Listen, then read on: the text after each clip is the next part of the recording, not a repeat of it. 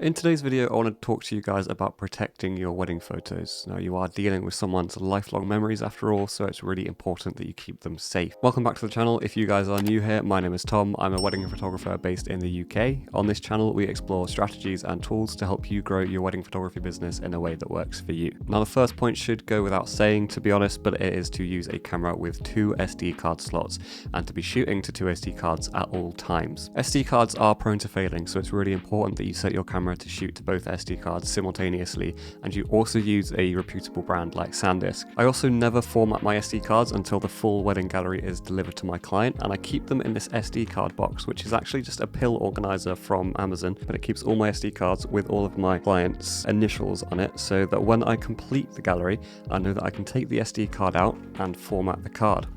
Until that point, I will never format the SD cards because that is my final backup. If all versions on my hard drives and the cloud are somehow erased, I still have the physical SD cards that the original photos were taken on. To set your camera to shoot simultaneously to 2 SD cards, it will be different for every camera manufacturer, so I'd recommend just checking out a quick tutorial on how to do it for yours. Now, as soon as I get home from a wedding, I'll put the SD card into my computer and back up all the photos onto my main working 24TB hard drive.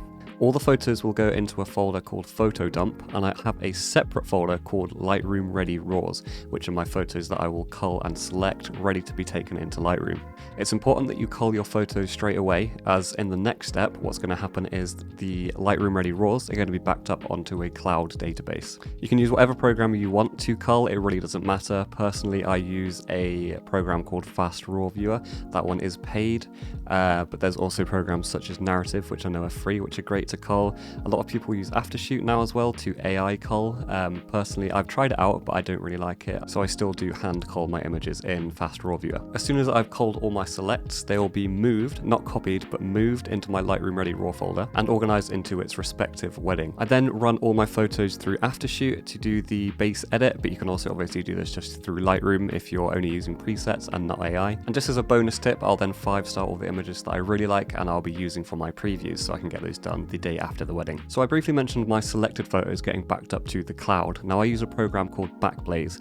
Backblaze is $99 a year for unlimited cloud storage, which is just an absolute no-brainer for a wedding photographer. What Backblaze does is it silently runs in the background and backs up all of my selected folders only, to the cloud. So I actually exclude my photo dump folder and only select my Lightroom Ready RAW folder. So all of my selects, as soon as they are selected the day after the wedding, they are instantly uploaded to the cloud. Then a second copy of every single photo, so that's both the selects and the photo dump folder, are all backed up onto a separate portable external hard drive, such as a Samsung T5 portable SSD, which is what I use. So now this ensures that your wedding photos are currently backed up to 4 separate places. That's the original SD cards that they're shot on, your working hard drive, your separate external portable hard drive, and the cloud backup as well. I can't stress enough either that culling within the first 24 to 48 hours is so important, because not only is your memory fresher, so you remember all the photos that you took and probably your favorite selections, and also it really impresses the client too, because you are delivering their previews within just 2 days of their wedding. You can use those for Instagram as well, so hopefully if you collaborate, for example, with a couple, fresh from the wedding, it will get the most engagement possible. It's safe to format all of your cards once your full gallery has been delivered to your client.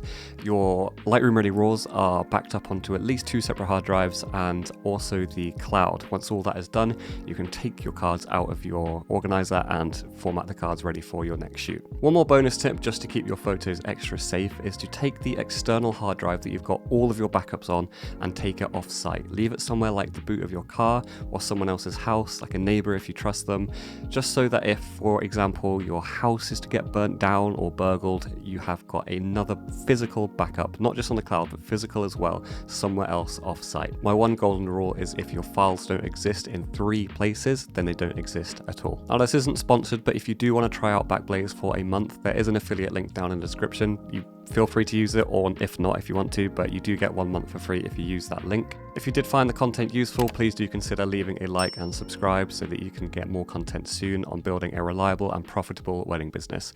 As always guys, thank you so much for watching, and I'll see you in the next one.